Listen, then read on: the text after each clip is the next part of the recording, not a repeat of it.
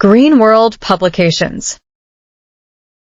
नमस्कार बच्चों, स्वागत है आप सभी का green world publication YouTube channel पर। मैं तस्लीमा मंसूरी। आज लास्ट क्लास है, बहुत खुशी की बात है क्योंकि आप लोगों का जो नेक्स्ट चैप्टर है, चैप्टर 8 क्या है, माइक्रोब्स इन ह्यूमन वेलफेयर। इस चैप्टर में बच्चों हम ऑलमोस्ट मैक्सिमम चीज़ें देख चुके थे। इसमें हम देख क्या रहे हैं कि माइक्रोब्स के यूजफुलनेस हमारी लाइफ में क्या है, मतलब किस तरह से सूक्ष्मजीव हमारे जीवन में उपयोगी हैं। विभिन्न क्षेत्रों में हमने देखा था कि एंटीबायोटिक्स बनाने में, यानी कि दवाओं को बनाने में किस तरह से जीवाणुओं का, किस तरह से कवकों का इस्तेमाल होता है। साथ ही साथ कुछ बहुत सारे ऐसे आपके खाद्य पदार्थ हैं जिनको बनाने में सूक्ष्मजीवों का यूज हुआ रहा था। और इंडस्ट्रीज में बेवरेजेस बनाने में, एल्कोहल बनाने में, जो आपके एल्कोहल की विभिन्न तरह की वेराइटीज हैं उनको बनाने में।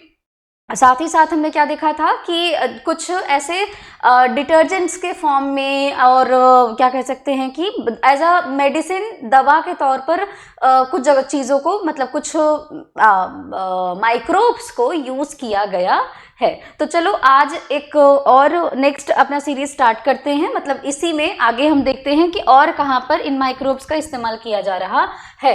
हमने कल डिस्कस किया था बच्चों कि विभिन्न प्रकार के जो एंजाइम्स होते हैं इनमें भी माइक्रोब्स का इस्तेमाल हो रहा है, राइट। ये आपने देखा हुआ था, ठीक है। जैसे कि लाइपेज जो होता है बच्चों, लाइपेज हमारे शरीर में क्या काम करता है, वसा के पाचन में हेल्प करता है, ये है ना। ये क्या करता है, ये वसा को पचाता है, राइट। इसके अलावा लाइपेज क्या काम करेगा, क्योंकि वसा को पचाने का काम करता है ये, तो अगर आपके कपड़े पर तेल वगैरह का दाग लग गया हुआ है, ठीक है ना, ऑयली या फैटी दाग लगा हुआ है, तो ये एज अ डिटर्जेंट यूज किया जाता है, डिटर्जेंट में यूज किया जाता है ताकि ये क्या काम कर सके, दाग धब्बों को निकाल सके कपड़ों में से। अच्छा, पेक्टिनेजेस एंड प्रोटीएजेस क्या काम करते हैं तो, और एक और चीज समझ लीजिए कि ये बनता किससे है, कैंडिडा लिपोलिटिका से, ये सूक्ष्मजीव से ये क्या किया जाता है, लाइपेजेस को बनाया जाता है और इसका डिटर्जेंट में यूज किया जाता है।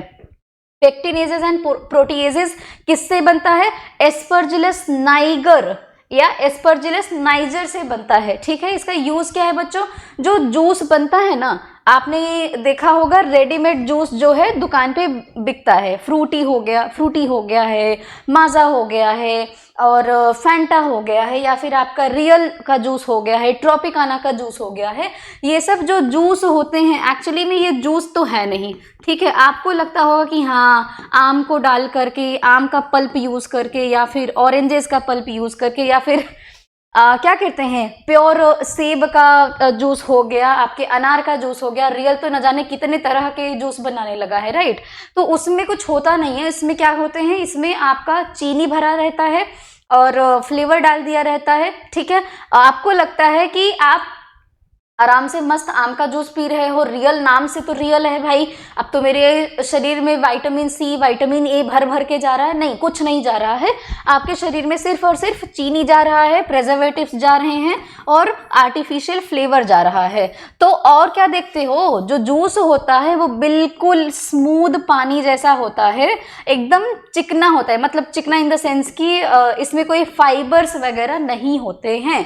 तो जो जूस होता है ना, ये जो आपका पेक्टिनेजेस एंड प्रोटीएजेस बच्चों ये यूज किया जाता है, ये जूस के फाइबर्स को निकालने के लिए, स्मूथनेस प्रोवाइड कराने के लिए उसमें डाला जाता है, ठीक है ना। Use to clear fruit juices during bottling, ठीक है ना। फ्रूट जूसेस में ये आपका क्या किया जाता है, वही जो रेशे वगैरह हैं, जो फाइबर्स वगैरह है, उनको क्या किया जाएगा, निकालने के लिए, यानी कि स्मूथ जूस बनाने का काम किया जाता है। एक और चीज यहाँ पे समझ लीजिएगा कि आप जो घर पे, वैसे तो फ्रूट जूस सजेस्ट किया जाता है कि फ्रूट जूस डायरेक्टली नहीं पीना चाहिए, क्योंकि ये आपके ग्लूकोज को तुरंत स्पाइक कर देता है। आप बहुत ज़्यादा थके हुए हैं, अब बहुत एनर्जी की नीड है, तो आप पी सकते हैं, आराम से पी सकते हैं, कोई दिक्कत नहीं है। सजेस्ट किया जाता है कि घर पर बना करके उसको पियो, उसका ज़्यादा फायदा होता है, ठीक है। या फिर आराम से फल को धो करके आराम से खाओ। तुम गाजर भी खा सकते हो, खीरा भी खा सकते हो, सीजनल फ्रूट्स खाओ, कोई ज़रूरत नहीं अमीरियत वाले फल खाने की, कोई ज़रूरत नहीं है, आपको टेंशन लेने की ज़रूरत नहीं है। आपके यहाँ पर सारे के सारे ऑलमोस्ट इतने सारे फ्रूट्स अवेलेबल हैं, इतनी सारी सब्जियाँ अवेलेबल हैं, जिनको आप सीजन के हिसाब से खा सकते हैं और अपने आप को स्वस्थ रख सकते हैं। चलिए आगे आ जाइए। और क्या है बच्चों, स्ट्रेप्टोकाइनेज है, ये भी क्या है, एंजाइम है बच्चों। स्ट्रेप्टोकाइनेज स्ट्रेप्टोकोकस नामक बैक्टीरिया से बनाया जाता है। स्ट्रेप्टोकाइनेज जो होता है ये क्या करता है बच्चों, कल हमने डिस्कस किया था कि मायोकार्डियल क्या हो सकता है, इन्फाक्शन हो जाता है,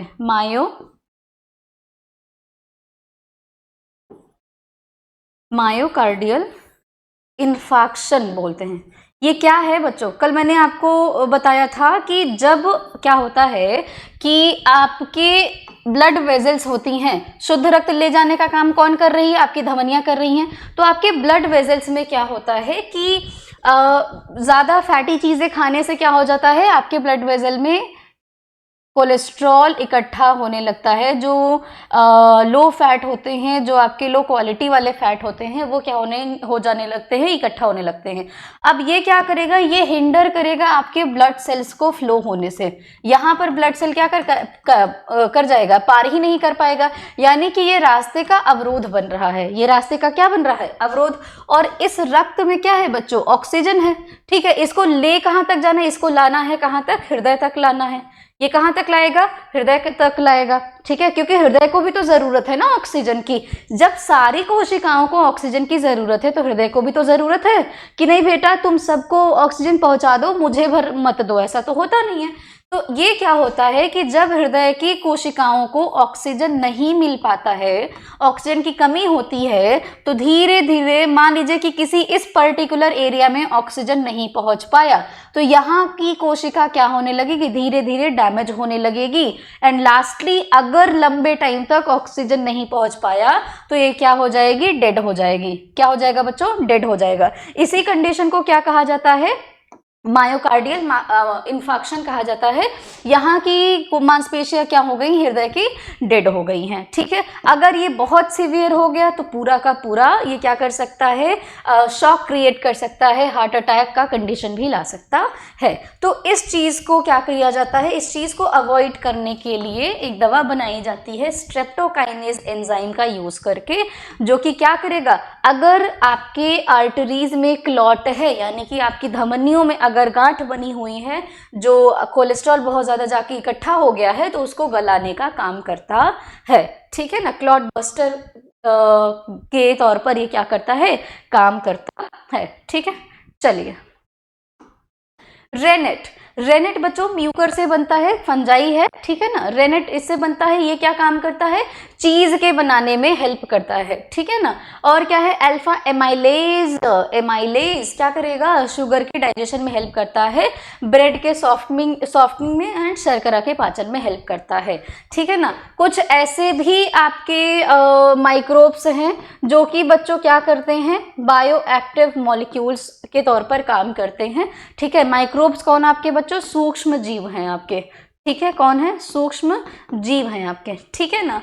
जैसे कि साइक्लोस्पोरीन, ठीक है, ये एक बायो एक्टिव मॉलिक्यूल है, एक फंगस ट्राइकोडर्मा पॉलीस्पोरम नामक फंगस से ये क्या किया जाता है, बनाया जाता है, ठीक है। ये क्या है बच्चों, ये आपने लास्ट क्लास में अगर आपको याद हो, जब मैं आपको ह्यूमन हेल्थ एंड डिजीजेस के बारे में पढ़ा रही थी, उस टाइम पे मैंने आपको ऑर्गन ट्रांसप्लांटेशन के बारे में बताया था, ऑर्गन ट्रांसप्लांटेशन के बारे में बताया था, अंग प्रत्यारोपण के बारे में मैंने आपको बताया था। अंग प्रत्यारोपण में क्या है, जब तुम्हारा शरीर एक छोटे से वायरस को एक्सेप्ट नहीं कर पा रहा है, जब तुम्हारा शरीर एक छोटे से बैक्टीरिया को एक्सेप्ट नहीं कर पा रहा है, तो इतने बड़े अंग को कैसे एक्सेप्ट कर लेगा, इतने बड़े ऑर्गन को तो एक्सेप्ट कर नहीं पाएगा, तुरंत क्या करेगा, रिस्पॉन्स करेगा, रिस्पॉन्स करेगा तो ऑर्गन क्या हो सकता है, डीएक्टिव हो सकता है, डिस्ट्रॉय हो सकता है। इसीलिए ऑर्गन ट्रांसप्लांटेशन के दौरान क्या किया जाएगा, थोड़ी देर के लिए, कुछ समय के लिए इम्यूनिटी को क्या किया जाएगा, हमारे इम्यून सिस्टम को सप्रेस कर दिया जाएगा। तो इसीलिए इन दवाओं को क्या कहते हैं, इम्यूनो सप्रेसेंट कहते हैं बच्चों, कहते हैं इम्यूनो सप्रेसेंट कहते हैं। तो आपका साइक्लोस्पोरीन जो है एक इम्यूनो सप्रेसेंट के तौर पर काम आता है, यानी कि आपकी प्रतिरोधक क्षमता को क्या करता है, मंद करता है कुछ समय के लिए, ठीक है। आगे बढ़ जाइए। स्टैटिन क्या है बच्चों, स्टैटिन क्या करता है, आपकी बॉडी में जमा हुई चर्बी जो है, कोलेस्ट्रॉल जो है, उसको क्या करेगा, उसको डाइजेस्ट करने का काम करता है। उसको क्या करता है बच्चों, डाइजेस्ट करने का काम करता है। ये एक ईस्ट से बनता है, मोनास्कस परप्यूरियस नामक ईस्ट से बनता है ये, ठीक है। अब आ जाते हैं जरा सा, अब हम पढ़ेंगे कुछ आपके जो सूक्ष्म जीव होते हैं, थोड़ा सा इसको समझ लीजिएगा। यहाँ पर कुछ आपके सूक्ष्म जीव होते हैं बच्चों, जो कि क्या करते हैं, ऐसे समझो कि हमारे घरों में क्या होता है, हम जो भी खाना खाते हैं उसमें से गंदगी निकलती है, छिलका निकलता है, या चावल का पानी धो रहे हैं वगैरह वगैरह, जो हमारे घरों में से खाने वगैरह से जो उत्पाद हो रहा है, कपड़े धोने से जो कचरा उत्पन्न हो रहा है, ये जो वेस्ट प्रोडक्ट हम बना रहे हैं, बनाना इन द सेंस कि हम खुद उसको प्रोड्यूस कर रहे हैं, ठीक है ना। तो ये जो वेस्ट प्रोडक्ट होता है, ये कहीं ना कहीं इसका निकास रहता है, आपके घरों से निकल करके ये कहीं ना कहीं तो जाता होगा। तो आपके घरों से निकल करके जो कचरा है, कचरा आपके घर से निकल करके ये इसका कहाँ पे बहाव किया जाता है, नदी में इसको प्रवाहित कर दिया जाता है, नदी में डाल दिया जाता है, ठीक है।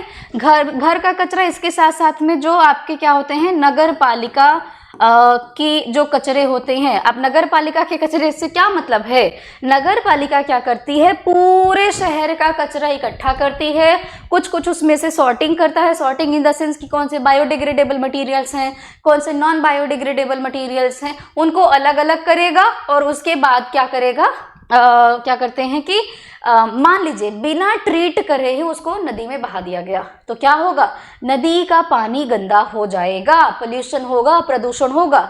इसीलिए डायरेक्टली कचरों को, डायरेक्टली बिना उपचारित किए, अनुपचारित किए कचरों को नदी वगैरह में नहीं फेंकना चाहिए, ठीक है। ये काम हमारा नहीं होता है, ये बड़े बड़े टैंक्स वगैरह में किया जाता है, ठीक है।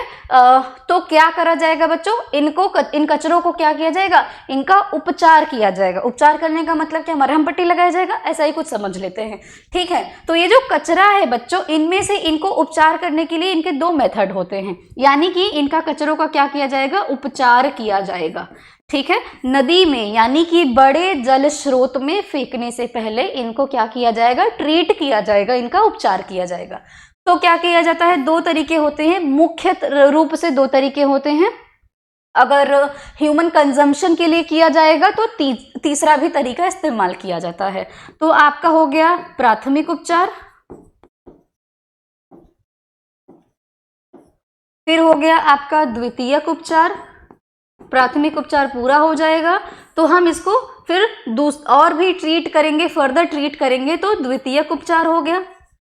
और अगर ह्यूमन कंजम्पशन के लिए करना है तो हम थोड़ा सा और इसमें कुछ कुछ चीजें डालते हैं ताकि और साफ हो जाए, तो इसको कहते हैं तृतीयक उपचार, ठीक है ना। क्या कहेंगे, तृतीयक उपचार कहते हैं इसको, ठीक है। यानी कि जो कचरे भरा जो आपका वेस्ट होता है, सीवेज जिसको कहते हैं, कचरे से भरा जो वेस्ट होता है, सीवेज जिसको कहा जाता है, इस सीवेज को साफ करने का 3 स्टेप है। कितना स्टेप है, 3 स्टेप है। प्राथमिक उपचार, द्वितीयक उपचार और तृतीयक उपचार होता है। तो एक के समझेंगे कि प्राथमिक उपचार क्या होता है, द्वितीयक उपचार में क्या होता है, तृतीयक उपचार में क्या होता है। चलिए आ जाइए। तो प्राथमिक उपचार में क्या होगा बच्चों, आपके प्राथमिक उपचार में 1 सेकेंड, आपके प्राथमिक उपचार में क्या होगा कि जो बड़े बड़े जो वेस्ट होते हैं, जैसे कि जो बड़ा बड़ा वेस्ट होता है उसको क्या किया जाएगा, जैसे मान लीजिए कि ये एक टैंक है, इसमें क्या हुआ है कि ढेर सारा सीवेज है, बहुत सारा कचरा है, ठीक है। इसमें क्या डाला जाएगा, इसमें पानी डाला जाएगा। इसमें क्या डाल दिया गया, पानी डाल दिया गया। जब पानी डाला जाएगा तो क्या हो जाएगा, जो भारी भारी ऊपर हल्के कचरे हैं वो ऊपर की तरफ आ जाएंगे। तो जो कचरे ऊपर की तरफ आ गए हैं, अरे जो कचरा,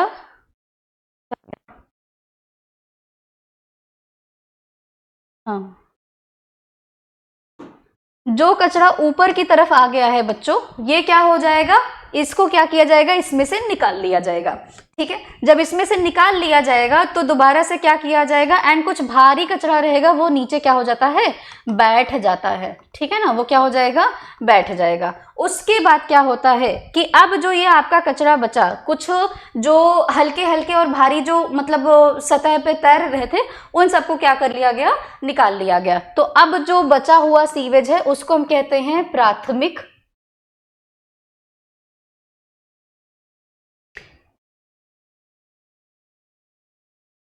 ठीक है, इसको कहा जाता है प्राथमिक स्लज कहा जाता है आपको। ठीक है बच्चों, और यहाँ पर क्या है, ये आपके जो सेडिमेंटेड जो बैठे हुए हैं, सेडिमेंटेशन का पता नहीं क्या मतलब होता है, देख लीजिएगा। ठीक है, यहाँ पे जो आपका बैठा हुआ है वो है आपका प्राथमिक, ये एक सेकेंड, एफ्लुएंट को क्या कहते हैं यार, एफ्लुएंट समझ लीजिए, एफ्लुएंट का, सॉरी। और यहाँ पर क्या है, नीचे बैठा हुआ जो सेडिमेंटेड बैठा हुआ है उसको क्या कहते हैं, प्राथमिक स्लज है आपका। ठीक है बच्चों, तो अब क्या देखा कि हमने क्या करा, हमने कचरे में सबसे पहले पानी डाल दिया, और जो हल्का था, भारी था, हल्का था और थोड़ा बड़े बड़े जो पार्टिकल्स थे वो ऊपर की तरफ आ गए, उनको अलग कर लिया, और जो भारी पार्टिकल्स थे वो जो बर्तन है उसके नीचे बैठ गए हुए हैं। ठीक है, ऊपर पड़े हुए जो आपके जो सीवेज है, जो मटीरियल है, उसको दोबारा से दूसरे टैंक में डाला जाएगा। तो उस मटीरियल को प्राइमरी एफ्लुएंट कहा जाता है, और जो नीचे बैठा हुआ मटीरियल है उसको प्राथमिक स्लज कहा जाता है, प्राइमरी स्लज कहा जाता है। ठीक है, यहां पर देखिए, और इसमें इसको अलग करने के लिए किसी भी तरीके से किसी भी सूक्ष्म जीव का इस्तेमाल नहीं किया जाता है। ये पूर्ण रूप से आपका क्या होता है, भौतिक प्रक्रिया होती है बच्चों। इसमें क्या किया जाता है, छोटे और बड़े पार्टिकल्स को क्या किया जाता है, छान करके, और सेडिमेंटेशन अवसादन, हाँ अवसादन प्रक्रिया से क्या किया जाता है, अलग किया जाता है। ठीक है, दोबारा से क्या किया जाएगा, आपके जो सीवेज आपका है, जो प्राइमरी एफ्लुएंट है, उसको दोबारा से उसमें पानी वगैरह डाला जाएगा। तो जो पत्तियां हैं, पॉलीथीन्स वगैरह है, इनको क्या किया जाएगा, सेपरेट कर लिया जाता है, अलग कर लिया जाता है। ठीक है, तो फिर इसको क्या किया जाएगा, दोबारा से इसको चैम्बर में डाला जाएगा। पत्थर वगैरह है, इन सब क्या होंगे, भारी मटेरियल्स आपके बैठ जाएंगे। ठीक है ना, तो ये प्राइमरी सेटलिंग हो गई है। ठीक है, और आपके जो सेडिमेंटेड यानी जो नीचे बैठे हुए मटेरियल्स हैं वो आपके प्राइमरी स्लज हैं। अब जो हमारा प्राइमरी एफ्लुएंट बचा हुआ था बच्चों, यानी कि कुछ तो हमने निकाल लिया, फिजिकली निकाल लिया, यानी कि बिना किसी सूक्ष्म जीव के हमने उसको निकाल लिया है, साफ कर लिया हुआ है। यानी पहले स्टेप में भी हमने थोड़ा थोड़ा सा इस सीवेज को क्या किया, साफ किया। अब ये जो अभी भी पार्शियली साफ सीवेज बचा हुआ है, ये हमारा क्या है, ये आपका प्राइमरी एफ्लुएंट है। क्या है बच्चों, प्राइमरी एफ्लुएंट। इस प्राइमरी एफ्लुएंट के अब क्या किया जाएगा, अब इसको दोबारा से टैंक में डाला जाएगा। ठीक है, दोबारा से जो उपचार करने वाला जो टैंक है उसको डाला जाएगा, और उसमें अब क्या किया जाएगा, सेकेंडरी जो उपचार होता है, ये आपका जैविक प्रक्रिया होती है। ये आपकी कैसी होती है बच्चों, ये आपकी जैविक प्रक्रिया होती है।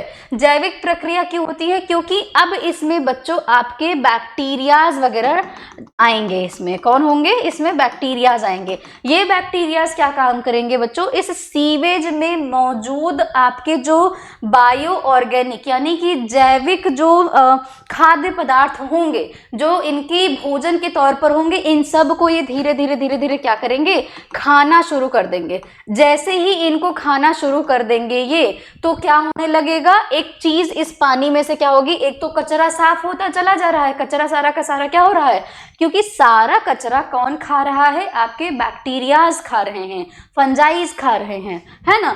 तो क्या हो जाएगा, इस ये अब पानी साफ होता जाएगा। जैसे जैसे पानी साफ होता जाएगा, यहाँ पे क्या हो जाएगा, हम कहते हैं कि बायोलॉजिकल या फिर बायोकेमिकल ऑक्सीजन डिमांड क्या होता है, घटने लगता है।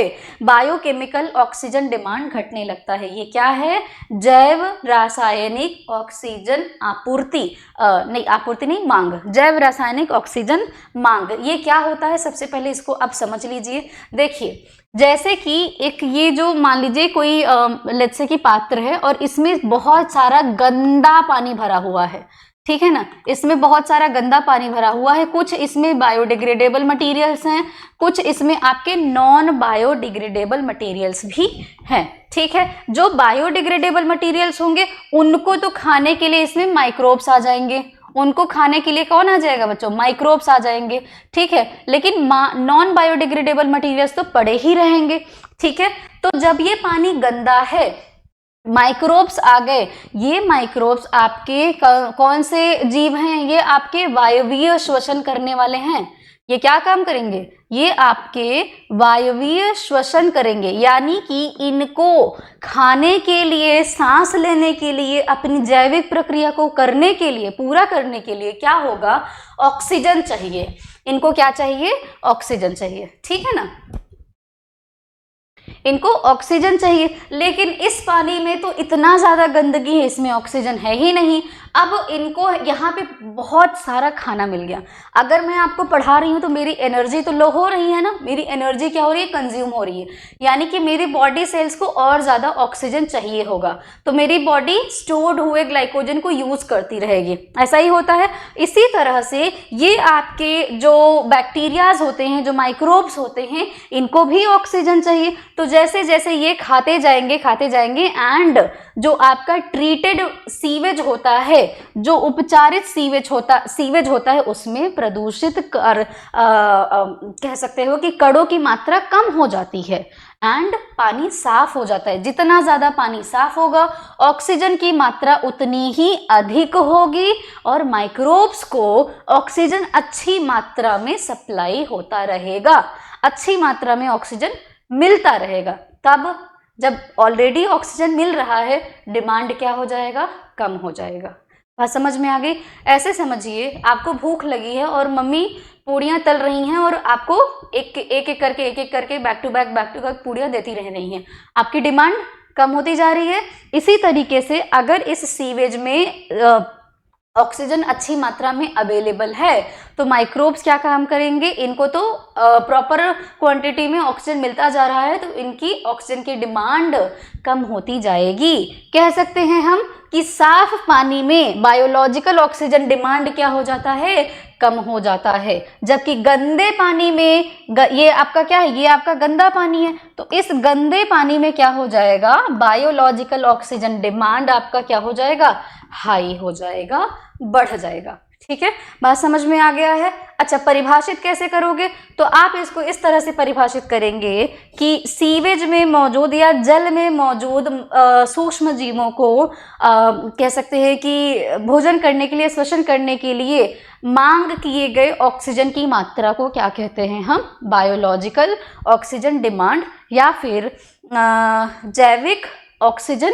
मांग इसको कहा जाता है। ठीक है बच्चों, तो अब सेकेंडरी ट्रीटमेंट क्या हो रहा है, सेकेंडरी ट्रीटमेंट में तुम्हारे बैक्टीरियाज अपना काम कर रहे हैं। बैक्टीरियाज आपके क्या कर रहे हैं, बायो ऑर्गेनिक मॉलिक्यूल्स को खाते जा रहे हैं एंड खाते जा रहे हैं। बायोलॉजिकल ऑक्सीजन डिमांड क्या हो रही है, घटती चली जा रही है। ठीक है, अब धीरे धीरे आपका क्या हो जाएगा, जो साफ पानी बचा हुआ है, जो साफ सीवेज बचा हुआ है, वो है आपका सेकेंडरी एफ्लुएंट है।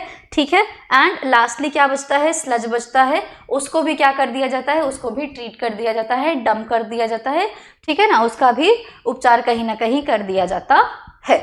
ठीक है, अब जो बचा हुआ है उसमें क्या होंगे बच्चों, आपके कुछ गैसेस भी बनती हैं, जैसे मीथेन गैस बन सकता है, हाइड्रोजन गैस बनेगा, सल्फाइड गैस बनेगा, कार्बन डाइऑक्साइड गैस बनता है। क्यों बनता है भैया, ऐसा क्यों, क्या चीज़ें हैं, क्योंकि इसमें आपके बहुत सारे बायो ऑर्गेनिक कंपाउंड्स भी हैं, जैविकी पदार्थ भी इसमें बहुत सारे हैं, जिसकी वजह से मीथेनोजेंस बैक्टीरिया उत्पन्न होती हैं। ये मीथेनोजेंस बैक्टीरिया मीथेन गैस बनाने की प्रक्रिया को क्या कर देती हैं, शुरू कर देती हैं।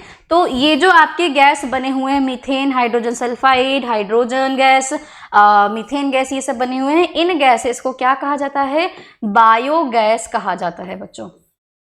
इन गैसेस को क्या कहा जाता है? बायोगैस कहा जाता है। बायोगैस का निर्माण कैसे होता है आपके सिलेबस में है, वो भी हम देखेंगे। तो आशा करती हूँ कि आपको ये समझ में आ गया होगा कि कचरों का जो उपचार है वो किस तरह से प्राथमिक और द्वितीयक मेथड से किया जाता है। एंड इसके अलावा तृतीयक भी होता है।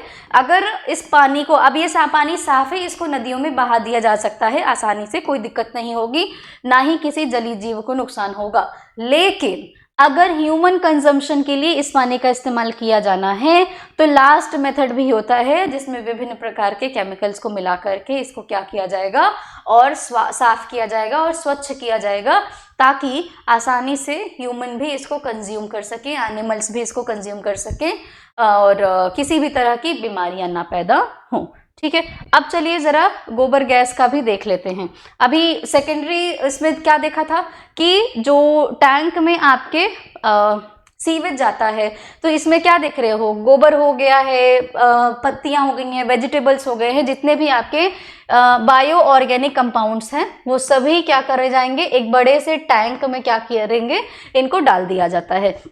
एक बड़े से टैंक में क्या कर दिया जाएगा, इनको डाल दिया जाएगा। ठीक है, इसके ऊपर एक मूवेबल ढक्कन लगा दिया जाता है। ये जो है ये ढक्कन है बच्चों। ठीक है, ये ढक्कन मूवेबल क्यों है? क्योंकि ये प्रेशर भी बनाने का काम करता है, यानी कंप्रेस करने का भी काम करता है। साथ ही साथ जब बैक्टीरियाज इसमें क्या करेंगी, वायवीय श्वसन करेंगी और डिकम्पोजिशन होने लगेगा, तो क्या होने लगेगा, गैसेस बनने लगेंगी आपके क्या बनने लगेंगे, methane, carbon dioxide, carbon hydrogen sulphide वगैरह, ये सब गैसेस बनने लगेंगी। तो ये ढक्कन धीरे धीरे धीरे धीरे ऊपर जाने लगेगा। ठीक है, क्योंकि गैसेस भी दाब डालती हैं, दबाव डालती है, तो ये धीरे धीरे धीरे धीरे क्या होने लगेगा, ऊपर जाने लगेगा। और यहाँ से एक और टैंक क्या किया जाता है, कनेक्ट कर दिया जाता है, ताकि जो स्लजेस बन रही हैं, जो कचरा और बन रहा है, मतलब जो स्लज बन रहा है, स्लरी टाइप का जो बनता है, कह सकते हो, जो बचा हुआ रहता है, वो इसमें आकर के इकट्ठा होने लगता है। ठीक है बच्चों, तो और यहाँ पर इस टैंक में यहाँ ऊपर से क्या होगा, ये आपका धीरे से एक पाइप से यहाँ से क्या होता है, कनेक्टेड रहता है और हाउस होल्ड्स में इसको कनेक्शन दे दिया जाता है, क्योंकि इलेक्ट्रिसिटी भी प्रोड्यूस हो सकता है इस गैस से। ठीक है, एज अ कुकिंग गैस भी ये इस्तेमाल हो सकता है बच्चों। ठीक है, तो इन सब चीज़ों में क्या किया जाता है, इस बायोगैस का इस्तेमाल किया जाता है। इस तरह से क्या किया जाता है, बायोगैस बनाया जाता है। अब आप मुझे बताइए कि बायो ऑर्गेनिक कंपाउंड्स आपके ज़्यादातर कहाँ पर अवेलेबल होंगे? भाई गोबर वगैरह, काउडंग वगैरह, या फिर बहुत ज़्यादा स्पेशली काउडंग वगैरह कह सकते हो, गांव में ज़्यादा अवेलेबल होगा। गांव के लोग ज़्यादा गाय भैंस ये सब पालते हैं, शहरों में इतना ज़्यादा नहीं होता है। तो ज़्यादातर गोबर गैस बनाने का जो टैंक वगैरह जो वो होता है, इसका इस्तेमाल गाँव में देखा जाता है। आप अगर देखे होंगे किसी न किसी के यहाँ पे एक बड़ा सा ज़मीन के अंदर क्या किया जाता है, बड़ा सा गड्ढा करके उसके अंदर ऐसे टैंक जैसा कुछ डाला जाता है एंड उसका एक बायोगैस प्लांट पूरा क्या किया जाता है, बना दिया जाता है। ठीक है, कौन कौन से आपके माइक्रोब्स कौन से आपके हेल्प कर रहे हैं, मिथेनोजेंस माइक्रोब्स बन रहे हैं। इसके अलावा कई सारे बैक्टीरियाज होते हैं। मीथेन सबसे ज्यादा अमाउंट में गैस बनती है। ठीक है, और सीएनजी का मेन कंपोनेंट कौन है, ये आंसर करके मुझे बताना। इसके अलावा कार्बन डाइऑक्साइड बनता है, हाइड्रोजन सल्फाइड बनता है, हाइड्रोजन गैस बनता है। Hydrogen is the purest form of fuel. ठीक है, चलिए और क्या प्रेजेंट होता है बच्चों, एनारोबिक स्लज प्रेजेंट होता है ना। जो क्या होता है, मतलब इस बायोगैस को बनाने के लिए क्या क्या होता है, आपका काउडंग वगैरह, जो गोबर वगैरह होता है, ये सब होता है। काउडंग कह रही हूँ, गोबर वगैरह होता है, ये सब होता है। राइस फील्ड्स में ये मीथेन वगैरह प्रेजेंट होते हैं। और कहाँ से मिलते हैं ये आपके मिलते हैं मार्शी एरियाज में। मीथेन गैस स्पेशली इन ये सारे मीथेन गैस के सोर्सेज आपके हैं। ठीक है, चलिए हाँ, आपका ये बायोगैस बनाने का काम सबसे पहले इंडियन एग्रीकल्चर रिसर्च इंस्टीट्यूट ने बनाया था और खादी विलेज इंडस्ट्री ने मिलकर के बायोगैस को बनाने की प्रक्रिया को क्या किया था, शुरू किया था। जरा बायोगैस के क्या क्या फायदे हैं वो आप देख लीजिए। बायोगैस जो है बच्चों, इसको ईंधन के तौर पर इस्तेमाल किया जा सकता है ना। जो बायोगैस है ये कम से कम पोल्यूशन करता है, प्रदूषण कम करता है। ठीक है, अच्छा ईंधन माना जाता है और क्या किया जा सकता है, बिजली के उत्पादन में भी बायोगैस का इस्तेमाल किया जा सकता है। और जो स्लज बना था बायोगैस का, ये आपका बड़ा अच्छा ऑर्गेनिक खाद होता है। अगर आप इसको खेतों में डालते हैं तो ये उसकी उर्वरा शक्ति को बढ़ाता है, साथ ही साथ उसमें मौजूद जो आपके माइक्रोब्स होते हैं वो भी, उनको भी बड़ा फायदा होता है, क्योंकि ये आपका क्या है, ऑर्गेनिक खाद है, मेन्योर है। मेन्योर और फर्टिलाइजर में डिफरेंस मुझे बताइए आप लोग। कुछ माइक्रोब्स ऐसे हैं आपके जो as a bio control agent के तौर पर काम करते हैं, यानी कि ये माइक्रोब्स आपके कुछ कुछ जीवों को भी नष्ट करने में या उनको इनएक्टिव करने में भी हेल्प करते हैं बच्चों, ठीक है ना। जैसे कि जैसे एक क्या है, मच्छर वगैरह को मारने में क्या होते हैं, कुछ आपके माइक्रोब्स हेल्प करते हैं, ठीक है। जैसे कि क्या है, देख लो यहाँ पर लेडी बग जो है, बीटल है, ये क्या काम करती है, एल्फाइड्स वगैरह हैं, जो ड्रैगन फ्लाइज वगैरह हैं, इनको एंड मॉस्किटोज वगैरह को कंट्रोल करने में भी माइक्रोब्स का यूज किया जाता है। एक बड़ा ही फेमस बैसिलस thuringiensis नाम का एक जीवाणु है, इसको बहुत ही फेमसली आप बीटी के नाम से जानते हैं। बायोटेक्नोलॉजी में बीटी कॉटन, बीटी बैगन और वगैरह वगैरह चीजें बनाई जाती हैं। ये बीटी आपके इंसेक्ट्स को क्या करती है, इनएक्टिव करती है बच्चों। ये क्या करेगी, आपके इंसेक्ट्स को इनएक्टिव करती है, ठीक है ना। लेकिन इसके अलावा ये क्या करती है, कुछ ही विशेष जो कीड़े होते हैं उन्हीं को मारती है, ये सारे कीड़ों को नहीं मारती है, ठीक है। ये क्या काम करेगी, ये सभी कीड़ों को नहीं मारती है।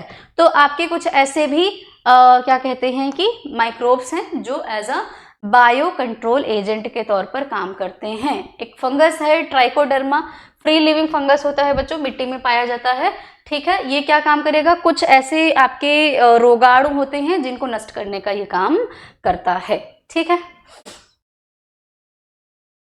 और कुछ छूटा है क्या इसमें,